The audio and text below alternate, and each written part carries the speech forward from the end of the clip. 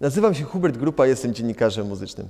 Skupiam się głównie na muzyce elektronicznej i to o niej chcę dziś opowiedzieć. Przybliżę także kilka podstawowych, choć może mniej znanych pojęć z nią związanych. Według popularnych opinii najczęściej powtarzają się te, które mówią, że muzyka elektroniczna pojawiła się w latach 60. lub 80., co zarówno w jednym, jak i w drugim przypadku jest nieprawdą. Już na przełomie XIX i XX wieku włoscy futuryści próbowali wydobyć dźwięki z urządzeń elektrycznych. Nie przypominały jednak one strukturą utworów.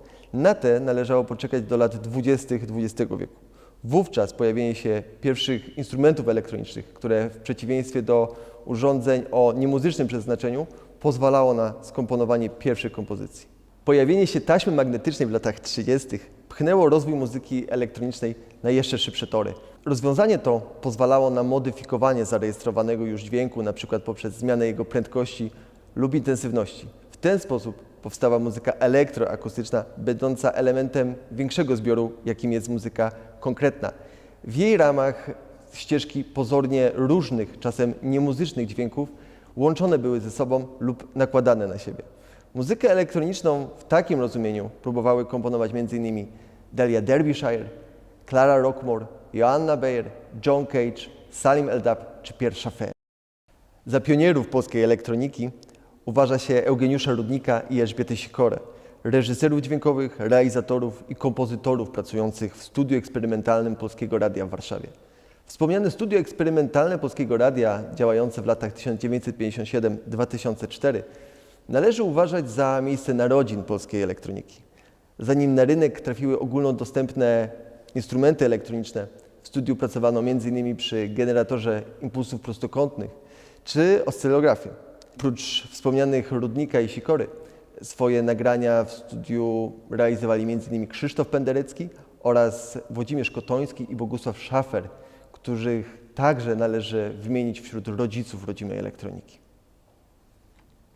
Rozwój muzyki elektronicznej od zawsze silnie był związany z rozwojem technologii i to za jej sprawą w latach 60. elektronika przeżywa swój rozkwit, kiedy to na rynek trafiają pierwsze ogólnodostępne instrumenty elektroniczne. W 1964 roku zaprezentowany zostaje syntezator Moog. W latach 60. podejmowane są pierwsze próby komponowania muzyki elektronicznej przy pomocy komputerów. Z kolei w 1970 roku na rynek trafia Mini Moog, jeden z najpopularniejszych instrumentów elektronicznych aż do dziś, który stał się prawdziwym hitem sprzedażowym. W tym samym roku za naszą zachodnią granicą, bo w Düsseldorfie, powstaje zespół Kraftwerk, pionierska formacja muzyki elektronicznej, która pchnęła jej rozwój na niespotykaną dotąd skalę i która w ogromnej mierze przyczyniła się do popularyzacji sekwencerów, syntezatorów czy wokoderów, zarówno podczas pracy w studiu, jak i na scenie. Zaledwie kilka lat po debiucie Kraftwerk swoją przygodę z muzyką rozpoczynają Brian Eno i Giorgio Moroder. Wśród polskich artystów jednym z pierwszych, którzy włączyli brzmienie instrumentów elektronicznych do swojej muzyki, był Czesław Niemen. Słychać to szczególnie wyraźnie na wydanym w 1976 roku albumie Katarzys, o czym wspomina antologia polskiej muzyki elektronicznej. W latach 70. coraz mocniej krystalizują się gatunki muzyki elektronicznej, takie jak disco czy ambient.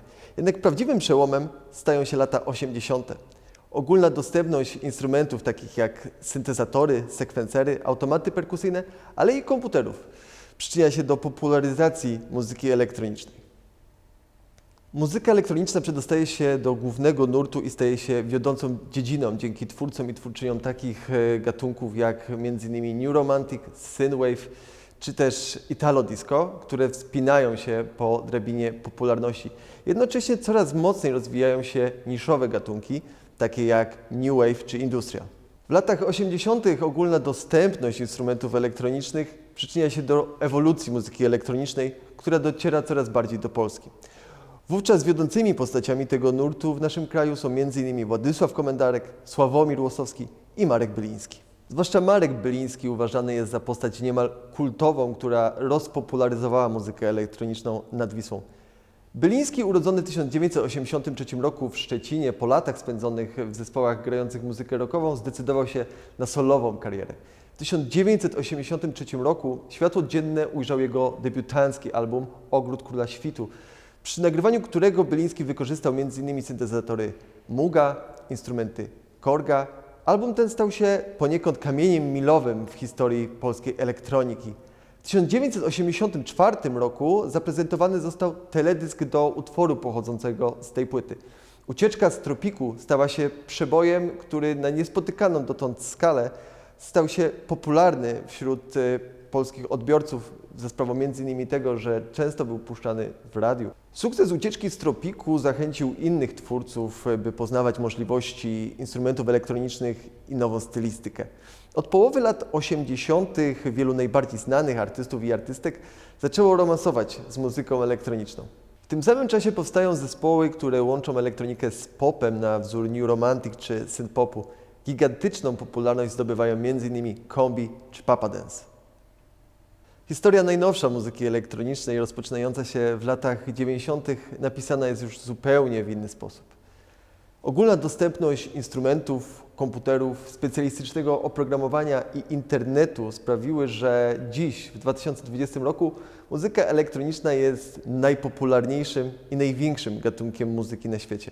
Każdego dnia na sklepowe półki i do sieci trafiają setki, jeżeli nie tysiące, płyt oraz utworów, w tym też autorstwa polskich artystów. Jakie są podstawowe pojęcia związane z rozwojem, historią i próbą zdefiniowania muzyki elektronicznej? Tych kluczowych myślę, że moglibyśmy wymienić tutaj dziesiątki, a nawet setki. Jednak ja postaram się skupić na 5 mniej znanych, lecz nie mniej istotnych. Pętla, z angielskiego loop. To sekwencja wcześniej zarejestrowana za pomocą instrumentów lub wycięta z innego utworu. Jest ona powtarzana, przetwarzana lub wzbogacana o kolejne dźwięki. Pętla jest elementem znanym nie tylko w muzyce elektronicznej, wykorzystywana jest również w hip-hopie. Z pojęciem pętli łączy się sampling, jedna z podstawowych technik wykorzystywanych w muzyce elektronicznej.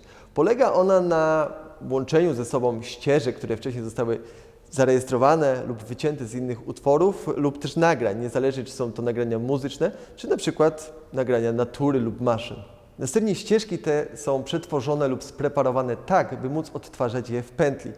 Technika ta, znana od lat 40. wraz z rozwojem technologii, rozwinęła także swoje możliwości i wykorzystywana jest nie tylko w muzyce elektronicznej. DJing. To pojęcie dziś głównie kojarzone z elektroniką, ale w latach 70. i 80. związane było z innymi nurtami. DJing to technika polegająca na łączeniu ze sobą ścieżek lub utworów za pomocą urządzeń lub odtwarzaczy. Te najwcześniejsze obsługiwały różnego rodzaju taśmy, następnie płyty szelakowe, winylowe czy CD, a współczesne formaty cyfrowe. DJ-e i DJ-ki uważani są za największych popularyzatorów muzyki elektronicznej za sprawą prezentowania jej w radiostacjach czy na imprezach tanecznych. Kultura klubowa. Narodziny kultury klubowej są pokłosiem rosnącej popularności muzyki elektronicznej oraz chęci identyfikowania i integrowania się ze sobą jej słuchaczy i słuchaczek. W obrębie kultury klubowej powstało wiele subkultur różniących się od siebie nie tylko rodzajem, gatunkiem ulubionej muzyki, ale także ubiorem czy też miejscami spotykania się. Tymi najczęściej są kluby, takie jak ten, czyli poznańska Tama, gdzie odbywają się imprezy i festiwale taneczne. Początków kultury klubowej należy upatrywać w czasach świetności muzyki disco, czyli w latach 70., co z kolei dało podwaliny pod narodziny innych gatunków muzyki klubowej, takich jak techno, house czy drum and bass. Miejscami, w których kultura klubowa narodziła się, były kluby takie jak Paradise Garage w Nowym Jorku czy Warehouse w Chicago. W Polsce kultura klubowa liczy już ponad 30 lat, a na jej temat pojawiają się publikacje książkowe. Wszystko to, co powiedziałem, to zaledwie mikroskopijny wycinek gigantycznego zjawiska, jakim jest muzyka elektroniczna, zarówno w ujęciu światowym, jak i polskim. Mam nadzieję, że ten materiał stanie się impulsem do zgłębiania wiedzy na temat muzyki elektronicznej. Tymczasem dziękuję za uwagę. Do usłyszenia.